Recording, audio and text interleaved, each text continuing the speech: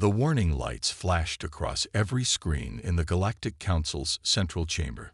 The massive holographic display showed a wave of destruction moving through space, consuming everything in its path. Around the circular table, representatives of the most advanced civilizations in the known universe watched in horror as another colony world vanished from their maps. "We have lost contact with the Proxima Defense Fleet," announced the Council leader, his crystalline form dimming with distress. Their quantum shields failed in seconds. The room erupted in panic. These were beings who had mastered faster-than-light travel, created artificial stars, and bent the laws of physics to their will. Yet now they faced something that made their advanced technology seem like children's toys. On Earth, Commander Thomas walked through the underground military base, reviewing routine reports. It was another ordinary day for humanity, still working on reaching Mars and developing their first fusion reactors. They remained unaware of the greater galactic community, considered too primitive to join the Council. The emergency alarm shattered the peace of his morning. "Sir," a young officer ran into his office, face pale. "You need to see this. We're picking up a signal unlike anything we've ever encountered." Commander Thomas followed him to the control room. The main screen showed a pattern that defied their understanding. It wasn't radio waves or any known form of communication. It was something more advanced, something that shouldn't have reached their primitive detection systems. "It's growing stronger," the officer said, hands moving across the control panel. "Wait. It's forming into words." The message appeared on their screens, translated by unknown means. "To the leaders of Earth, we, the Galactic Council, face extinction. Our advanced civilizations stand powerless before a cosmic horror that devours worlds. Our technology only makes it stronger.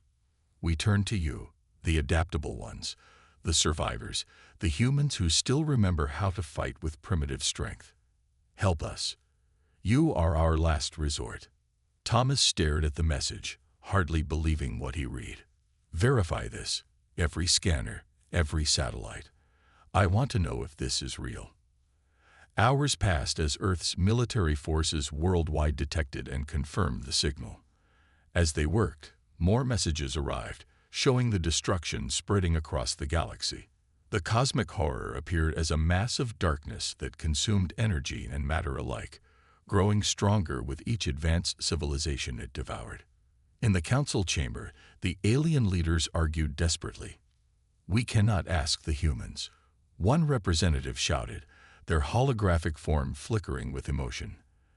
"They still fight with chemical explosives and projectile weapons." "Exactly," the council leader replied. "They fight in ways our civilizations have forgotten, ways our enemy might not understand." As if to emphasize his point, another alert sounded.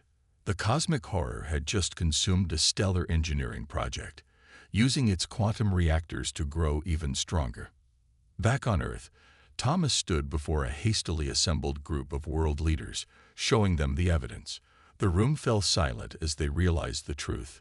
Humanity was not alone, and advanced aliens needed their help.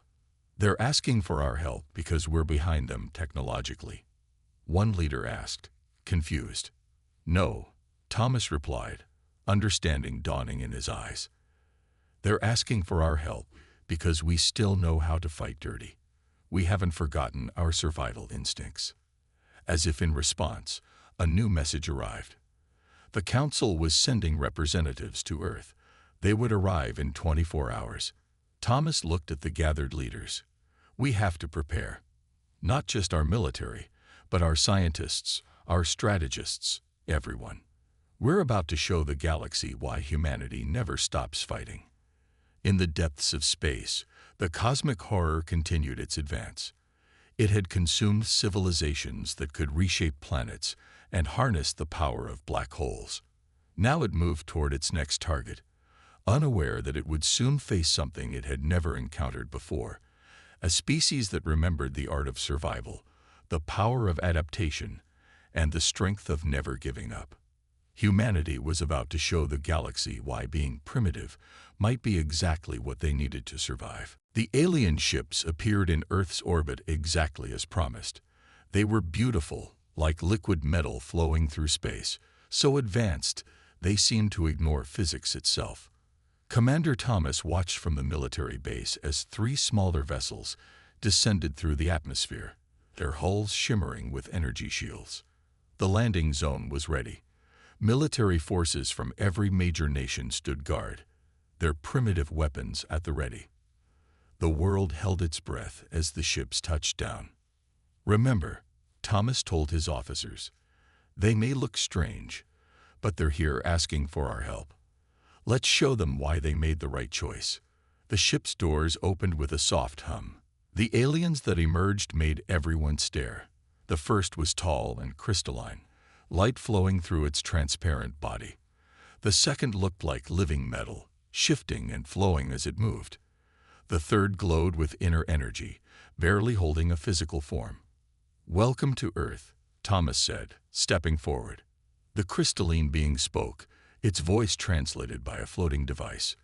"We thank you for receiving us, Commander. I am first speaker. We never thought we would need to come here."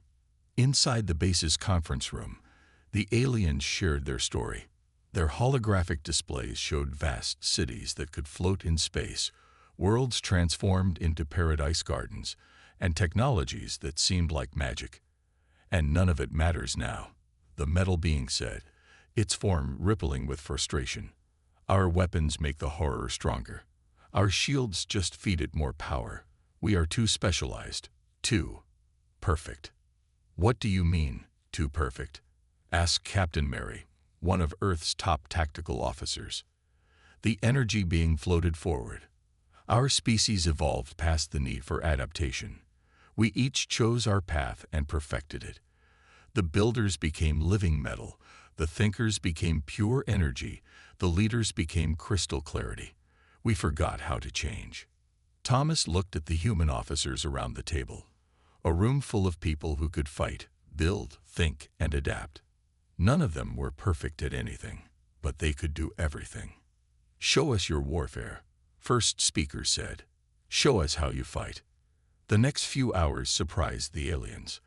They watched videos of Earth's military history, guerrilla warfare, urban combat, desert operations, Arctic survival. Humans fighting in every environment, adapting to any situation. You change your tactics for each battle." The metal being seemed shocked. "You don't have a perfect solution." "Perfect solutions get predictable," Mary explained. "We prefer to be unpredictable." The energy being glowed brighter. "This is why we need you. The horror adapts to perfection, consumes it. But you are perfectly imperfect." Thomas stood up and walked to the window, looking at the alien ships. "You said your technology makes it stronger. What if we fight it our way? No quantum weapons, no energy shields. Just human ingenuity and whatever tools we can understand and control." The aliens were silent for a moment. First speaker finally spoke. "You would face a cosmic horror with projectile weapons and chemical explosives." "We would face it with everything we have," Thomas replied. "And we keep changing our approach until we find what works. That's what humans do." The energy being suddenly pulsed with excitement. This is why we came. Your species still has the fire of survival in them. You haven't traded your adaptability for perfection." Mary stepped forward with a determined look. "Gather your council. We'll need everything you know about this horror. Then we'll show you how Earth fights its battles." As the aliens returned to their ships to communicate with the council, Thomas looked at his team. Humans weren't the most advanced species in the galaxy, but they were about to prove they were the most dangerous. Because while the aliens had mastered the art of perfection, humanity had mastered something far more valuable: the art of survival at any cost. The war room buzzed with activity as humans and aliens worked together, studying the cosmic horror's attacks. On the main screen, recordings showed the dark mass consuming another advanced civilization, growing stronger with each defeat. "There's your problem," Mary said, pointing at the footage. Every time it absorbs your quantum weapons, it learns to use that energy. It's like feeding a fire with more fuel. The metal alien shifted nervously. Our weapons are the most advanced in the galaxy. How can we fight without them? Thomas walked to the center of the room, picking up an old rifle. Sometimes the best weapon isn't the most advanced one. Look at this recording again, but watch how the horror reacts to different energy levels. The aliens gathered around as Mary played the footage in slow motion. The horror moved quickly to absorb high-energy attacks, but seemed to barely notice smaller energy signatures. It's like a big animal, Thomas explained. It goes after the biggest, most obvious threats first. But what if we hit it with something it doesn't consider a threat at all? First speaker's crystalline form sparkled with interest. You mean your primitive weapons? Not just weapons, Mary added, spreading out paper maps on the table. The aliens stared in surprise at the physical objects. We need to think smaller, simpler. Everything from basic explosives to mechanical traps. The energy being glowed dimly. But our data shows it can destroy entire planets. How can simple weapons hurt it? Thomas smiled. Did you ever hear about how humans hunt whales? Tiny boats against massive creatures. Or how we catch smart animals with simple traps. Sometimes the simplest solution works because nobody expects it. The room fell quiet as the humans laid out their plan. They would use the aliens' advanced sensors, but fight with Earth's primitive weapons. Small, coordinated strikes instead of massive energy attacks. Hit-and-run tactics instead of direct confrontation. We'll need test sites, Mary said, pulling up a map of abandoned solar systems. Places where we can try different approaches without risking populated worlds. The metal alien moved closer to the map. You want to experiment without computer simulations. Computers can't predict everything, Thomas replied. We need to see how this thing reacts in real situations. Every failure will teach us something new. The aliens watched in amazement as the humans set up their first test. They loaded simple missiles with different payloads, some with explosives, others with various materials. Each weapon was basic by galactic standards, but each had a purpose. Remember, Thomas told the combined human-alien crews, we're not trying to overpower it. We're looking for its weak points. What does it ignore? What makes it hesitate? Every reaction gives us information. The first tests brought surprising results. The horror ignored small projectiles completely, letting them pass through its dark mass. But when the projectiles exploded inside it with simple chemical reactions, the creature showed its first signs of pain. Look, Mary pointed at the readings. It doesn't know how to absorb mechanical energy, as well as quantum energy. Our primitive explosions are actually hurting it. First speaker's crystal form brightened. This is not how we wage war, but it's working. More tests revealed more weaknesses.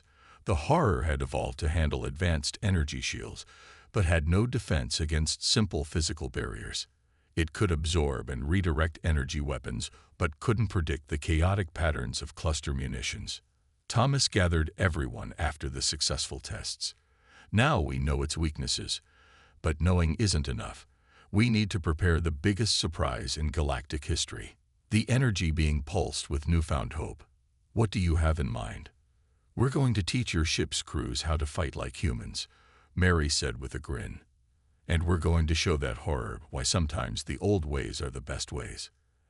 As the aliens left to report their findings to the council, Thomas looked at the star map, showing the horror's path of destruction.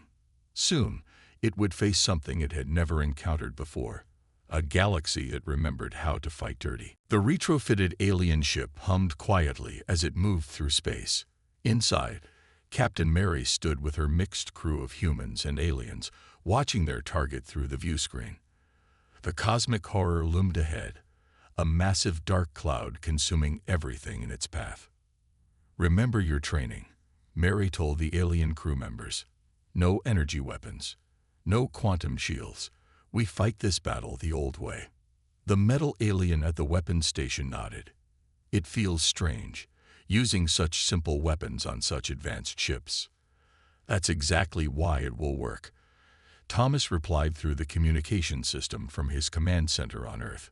The horror won't expect it. All ships, move into position. 5 ships, each carrying human-designed weapons, spread out around the horror. They looked like advanced alien vessels, but inside they carried humanity's oldest tools of war: ballistic missiles, kinetic weapons, and simple but effective explosives. First wave, begin, Mary ordered. Small probes launched from each ship, looking like debris to the horror's senses. The dark mass ignored them, focusing instead on trying to detect energy weapons. The probes drifted closer, carrying their hidden payloads. Now, Mary commanded. The probes detonated, releasing clouds of simple metal particles. The horror suddenly found itself filled with materials it couldn't absorb or control. It writhed, trying to adapt to this primitive attack. Second wave, go. The ships launched their main weapons, missiles carrying warheads designed to create chain reactions of mechanical force, not energy. The horror, still struggling with the metal particles, couldn't react in time. Explosions ripped through the dark mass. For the first time in recorded history, the cosmic horror retreated. It's working. First speaker's voice came through the communication system. The council can't believe what they're seeing. But the horror wasn't defeated. It gathered itself and surged toward the nearest ship, trying to absorb it. The ship's crew, trained by humans, followed their new protocols. Instead of raising energy shields, they launched chaff and flares, confusing the horror's senses. All ships, scatter and strike, Mary ordered, just like we practiced. The fleet broke formation, each ship attacking from a different angle. They fought like ancient sea captains, using the 3-dimensional space of the battlefield to their advantage. The horror couldn't predict their movements. There were no complex algorithms to hack, no attack patterns to learn.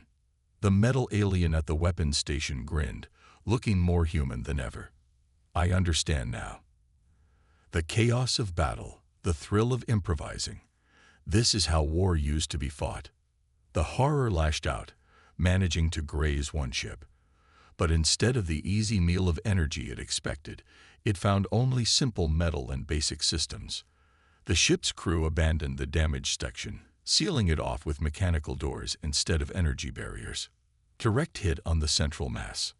Someone shouted. Another barrage of kinetic weapons had struck home, scattering the horror's substance across space. For 3 hours, they fought. Every time the horror adapted to one tactic, the humans switched to another. They used decoys, traps, and strategies passed down from centuries of warfare on Earth. Finally, the cosmic horror did something it had never done before. It ran away. The cheers in every ship were deafening. Humans and aliens celebrated together, the boundaries between their species forgotten in the joy of victory. This is just the beginning, Thomas announced to the fleet. We've proven it can be hurt. We've proven it can be scared. Now we teach the rest of the galaxy how to fight back. Mary looked at her crew, humans standing alongside crystalline beings, metal shapes, and energy forms. They had done more than win a battle. They had shown that the galaxy's most advanced civilizations could still learn from its younger ones. Send word to Earth, she ordered. Tell them to prepare for more crews. We have a galaxy to train. The cosmic horror fled through space, but for the first time, it felt something new. Fear. The primitive species had done what no advanced civilization could do. They had fought chaos with chaos, and they had won. The first strike had succeeded, and the galaxy would never be the same. Earth had changed. Where once there were military training grounds, now massive facilities housed aliens from across the galaxy. Commander Thomas watched from his office window as a crystalline being practiced throwing simple grenades while a metal alien learned to pilot a basic mechanical vehicle. They're learning fast, Mary said, entering his office with a stack of reports. The council says more species are asking to join our training program every day. How are they handling the physical demands? Thomas asked, remembering how strange it had been to teach incorporeal energy beings to use solid weapons. Better than expected. They're remembering things their species knew long ago, before all the advanced technology.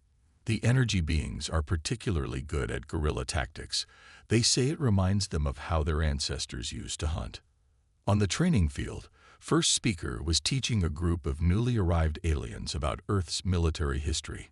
The crystalline being had become one of their most enthusiastic supporters after the first victory. Your ancestors, first speaker told the group, like ours, once fought with simple weapons and cunning plans. We forgot those skills in our rush for advancement. Humans reminded us what we lost. In orbit, the transformed alien ships practiced their new combat maneuvers. Their quantum engines still powered the vessels, but their weapons had been replaced with human-designed alternatives. Every crew now included at least 2 humans to teach adaptive tactics. Latest report from the frontier, Thomas said, reading from his screen. 3 more attacks by the horror, all repelled using our methods. It's learning to fear the simpler weapons. Mary smiled. Never thought I'd see the day when the most advanced civilizations in the galaxy would celebrate going backwards in technology. Not backwards, came a voice from the door. The metal alien who had fought in the first battle entered the room. Sideways, we're learning there's more than one path to victory. The alien wasn't just talking about combat. Since training began, the various species had started rediscovering parts of themselves they had lost. The metal beings were learning to change their shapes in more natural ways, without relying on quantum mechanics. The energy beings were practicing traditional forms of communication instead of always using advanced networks. Commander, a young officer burst into the room. Long-range sensors detect the horror heading toward the Centauri colonies. Thomas stood up. How many ships do we have ready? 20 fully trained crews, sir. Mixed species, all using the new weapon systems. The Council has also authorized the deployment of their reconstructed historical weapons. Mary added, they've been rebuilding their own versions of ancient warfare technology. In the command center, they watched as the combined fleet assembled. Ships of all designs and species flew in formation, each armed with weapons that would have been considered obsolete just months ago. Look at that, Thomas said proudly. The most advanced civilizations in the galaxy, flying out to battle with cannons and kinetic weapons. The metal alien nodded. We're breaking every rule of modern warfare. The horror won't know what to expect.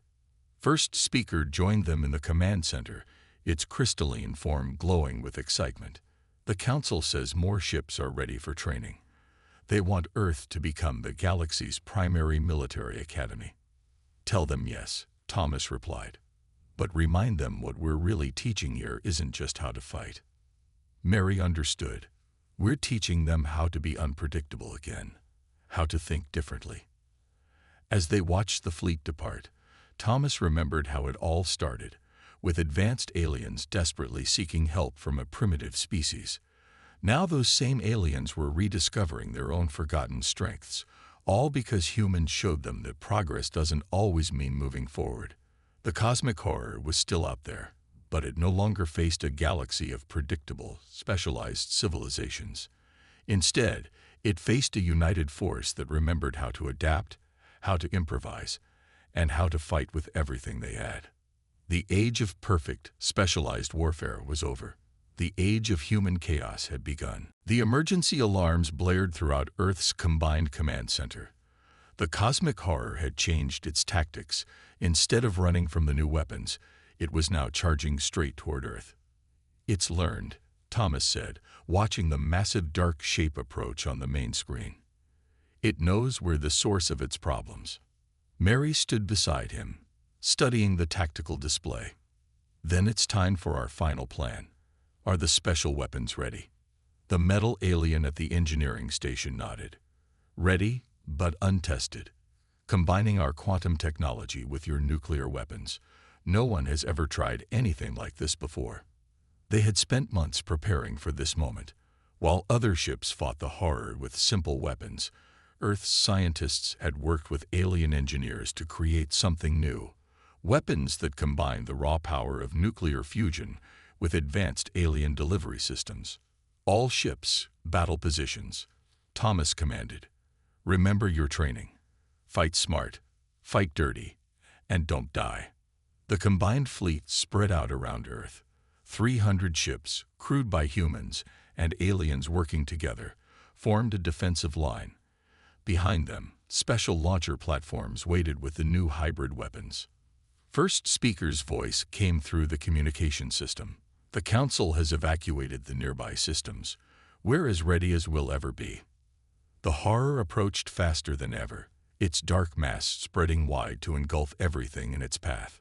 It had grown more powerful since their first encounter, learning to counter some of their simpler weapons. Let it get closer, Mary ordered. Make it think it has us trapped. The frontline ships launched their normal attacks. Kinetic weapons, chemical explosives, and mechanical traps. The horror pushed through them, sensing the greater prize ahead. It's within range, the metal alien reported. Energy readings are off the scale. Thomas took a deep breath. Begin Phase 1. The first wave of ships broke formation, scattering in seemingly random directions. The horror followed the largest group, exactly as planned. As it moved into position, the second wave launched their weapons. Phase 2, now, Mary shouted. The hybrid weapons launched. They looked like normal nuclear missiles, but their casings were made from alien metals that could channel quantum energy. As they entered the horror's mass, they didn't detonate immediately. Phase 3, Thomas commanded quietly. The energy beings in the fleet activated their quantum transmitters, channeling power into the warheads now deep inside the horror. The nuclear material began to react in ways that had never been seen before. The horror realized the trap too late. It tried to flee, but the quantum field held it in place. Inside its mass, dozens of hybrid weapons began to detonate. The explosions were unlike anything in human or alien history. Nuclear force combined with quantum energy, creating reactions that rippled through space itself. The horror's substance began to break apart, unable to absorb or adapt to this completely new form of attack. All ships, clear the blast zone, Mary ordered. They watched from a safe distance as their creation did its work. The horror thrashed and writhed, its dark mass shredding into smaller and smaller pieces. Each piece was targeted by conventional weapons, ensuring nothing large enough to regenerate survived. For 10 minutes, space itself seemed to burn. When the energy finally faded, sensors showed only scattered debris where the cosmic horror had been. Analysis confirms, the metal alien reported, voice trembling with excitement. No signs of regeneration. No active energy patterns. It's really dead. The cheer that went up shook the command center. Humans and aliens embraced, celebrating together. They had faced the galaxy's greatest threat and won through cooperation and innovation. Thomas looked at Mary and smiled. Not bad for a primitive species, huh? The Council is calling, first speaker announced. They want to thank Earth personally. They're saying this changes everything.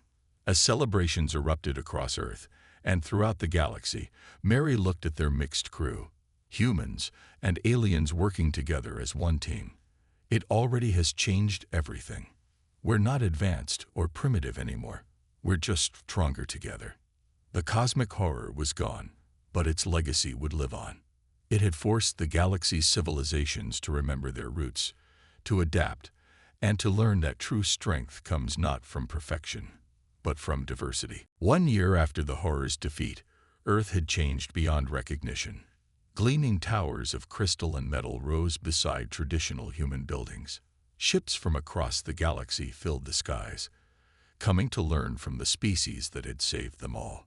Thomas stood at the podium in the new Galactic Academy of Military Arts, looking at the graduating class. Humans sat beside beings of crystal, metal, and pure energy, the first official class of the galaxy's new defense force. When the Council first came to us, he began, they called us primitive. They thought they were asking for help from their lessers. Now we all know better. There is no lesser or greater, only different ways of thinking, fighting, and surviving. In orbit, Mary commanded the demonstration exercises.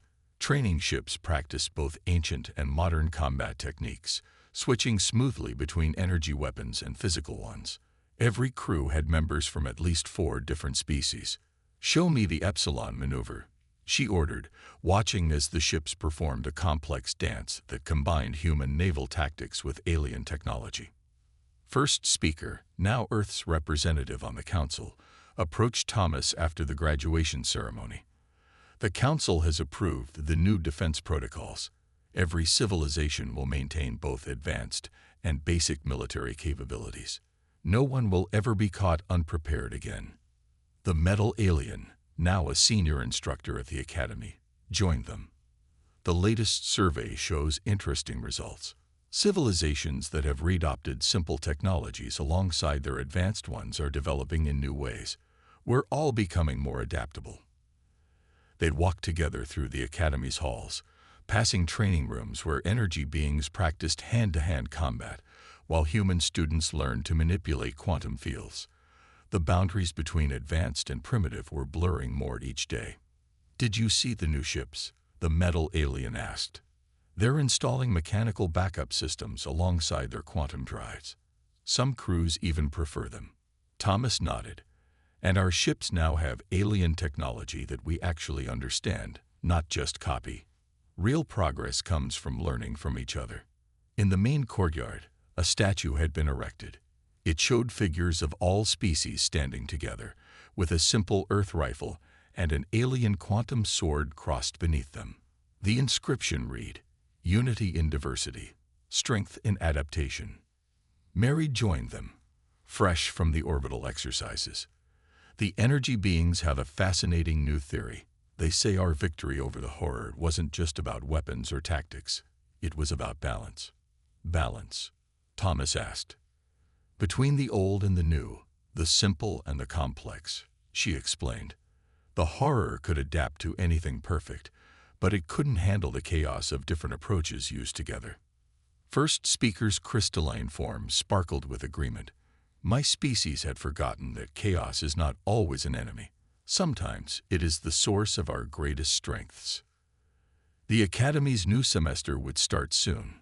More students from across the galaxy were arriving every day, eager to learn what humans called the basics alongside the most advanced technologies known. But they were learning more than just how to fight.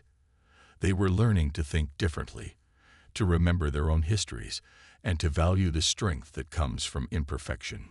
"You know what the best part is?" Thomas said, watching ships land in the distance. "We're learning as much from them as they are from us. Humanity's not just teaching, we're growing too." Mary smiled. "From primitive species to teachers of the galaxy. Not bad for a few months' work." As the sun set over the changed Earth, ships of all designs filled the sky. Some were ancient designs, others impossibly advanced, but all of them carried crews who understood something vital. True strength comes not from abandoning the old ways for the new, but from finding ways to use both together. The cosmic horror was gone, but its greatest legacy lived on. It had taught the galaxy that sometimes you need to look backward to move forward, and that the best future comes not from perfection, but from embracing all the chaos, confusion, and wonderful diversity that life has to offer. The age of division between primitive and advanced was over. The age of unity had begun.